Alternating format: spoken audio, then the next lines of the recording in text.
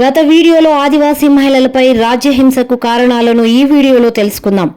10 రాష్ట్రాల్లో ఉన్న 5వ షెడ్యూల్లోని ఆదివాసీ నివాస ప్రాంతాల్లో దాదాపు 95 రకాల ఖనిజాలు, ఇంధనాలు ఉన్నాయి. వీటిని వెలికి తీయడానికి 2036 గనులు నడుస్తున్నాయి. ఈ గనులు అధికంగా ఆదివాసీ ప్రాంతాల్లోని అడవుల్లోనే 2,33,000 హెక్టార్ల భూముల్లో ఉన్నాయి. అంటే ఈ గనుల నుండి మైనింగ్ చేయడానికి ఎన్ని చెట్లు నరకవేయబడ్డాయో ప్రభుత్వం లెక్కలు కూడా చెప్పదు. 2020 నుండి 2022 సంవత్సరాల మధ్యకాలంలో 23 లక్షల చెట్లను తొలగించారు.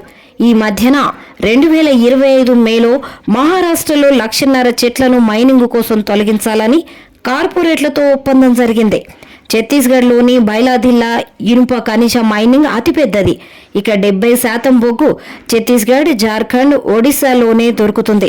2022లో 193 పాతవి విస్తరించి మరో 55 బొగ్గు గనులను కేంద్ర ప్రభుత్వం ప్రారంభించింది. ఈ బొగ్గు గనుల్లో 93% ఓపెన్ కాస్ట్ మైనింగ్ ని చేపడుతున్నారు. వాటి నుండి ఎంత కాలుష్యాన్ని ప్రజలు అనుభవిస్తున్నారో వారికే తెలుసు. మైనింగ్ అనేది అధిక పెట్టుబడులతో నడిచే వ్యాపారం. ఇవి విదేశీ, స్వదేశీ బడా కార్పొరేట్ల చేతుల్లో ఉన్నాయి. Tata, Jindal, Essar, POSCO, Vedanta, Mittal, NMDC, Adani enterprises, HDL లాంటి 20 నుండి 30 ప్రైవేటు కంపెనీలు మైనింగ్ చేస్తున్నాయి. ముఖ్యంగా అడవులు, గనులు, బొగ్గు గనులు అదానీకి అప్పగించింది మోదీ ప్రభుత్వం.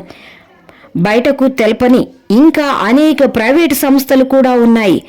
ఇలా కేంద్ర ప్రభుత్వం 175 MOUలను కార్పొరేట్లతో ఒప్పందాలు కుదుర్చుకున్నాయి.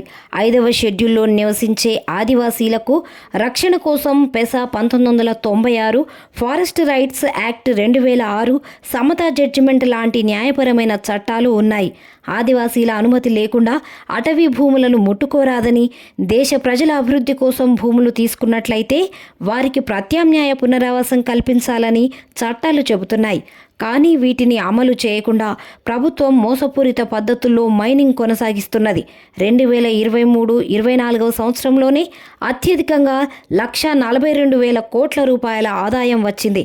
ఇలా మైనింగ్ ద్వారా పొందిన ఇనుము చైనాకు, జపాన్కు వెళితే ఇతర ఖనిజాలు కూడా సామ్రాజ్యవాద దేశాలకు తరలింపబడుతున్నాయి. అంతేకాని దేశ ప్రజల అవసరాలకు ఎంత మాత్రమూ కాదు. ఏడాదికేడాది భూగర్భం నుండి నిర్దాక్షిణ్యంగా ఖనిజాల మైనింగ్ వల్ల కార్పొరేట్ల లాభాలు పెరుగుతున్నాయి. అందుకే వీరు ప్రపంచ కుబేరుల్లో ముందు వరుసలో ఉంటున్నారు. జీవనాధారమైన అడవులు, భూముల కాలుష్యం వల్ల, అనారోగ్యం వల్ల సర్వస్వం కోల్పోయి 1,00,000 మంది ఆదివాసీలు నిర్వాసితులవుతున్నారు. పర్యావరణ సమస్య భారత సమాజానికి పెద్ద ప్రమాదం కాబోతున్నది. ఆదివాసీ మహిళలు అడవి ఉత్పత్తుల్ని సేకరించి వారం సంతలో అమ్ముకోవడం, అలాగే వ్యవసాయ పంటకు ముందు భూమిని చదును చేసుకోవడం, తర్వాత పంట పండించి మార్కెట్కు తరలించడం వరకు అన్ని పనుల్లో ఆదివాసీ మహిళలు ముందుంటారు. వారికి ఆర్థిక స్వయం ప్రతిపత్తి ఉంటుంది. ఆదివాసీలు అడవిని తమ పూర్వీకులుగా భావిస్తారు. అడవిని వదిలిపెడితే వారికి జీవనం లేదు. అడవిని రక్షించడం, అన్యాయాన్ని ఎదిరించడం తప్ప మరో దారి లేదు. బ్రిటిష్ పాలన ముందు నుండి నేటి వరకు వడ్డీ వ్యాపారుల, భూస్వాములను, బ్రిటిష్ అధికారులను ఎదిరించిన చరిత్ర ఆదివాసీలకు ఉంది. మైనింగ్ను ప్రతిఘటిస్తున్న ఆదివాసీలపైకి ప్రభుత్వం, పారామిలిటరీ దళాలు, స్థానిక పోలీసుల దాడులు, అత్యాచారాలు, హత్యలు, గృహ దహనాలు చేశారు. వీరికి తోడు ఆదివాసీ కిరాయి గూండాలైన సాల్వాజుడుం 2005 వరకు విపరీతమైన విధ్వంసం సృష్టించారు. మరోవైపు ఆదివాసీలకు మావోయిస్టుల అండదండలు అన్ని విధాలుగా ఉన్నాయి. విద్య, ఆరోగ్యం, ఆధునిక వ్యవసాయం, రాజకీయాలపై అవగాహన అందించి ఆదివాసీలను అభివృద్ధి చేశారు. కానీ కేంద్ర ప్రభుత్వం మావోయిస్టులతో దేశానికి ముప్పు అనే సాకుతో శత్రు దేశాల సైన్యంపై యుద్ధం చేసినట్లుగా డ్రోన్లతో, వైమానిక దళ హెలికాప్టర్లతో బాంబులు వేస్తూ రాకెట్ లాంచర్లను, మోటార్లను, లక్షలాది తూటాలను ప్రయోగిస్తున్నారు.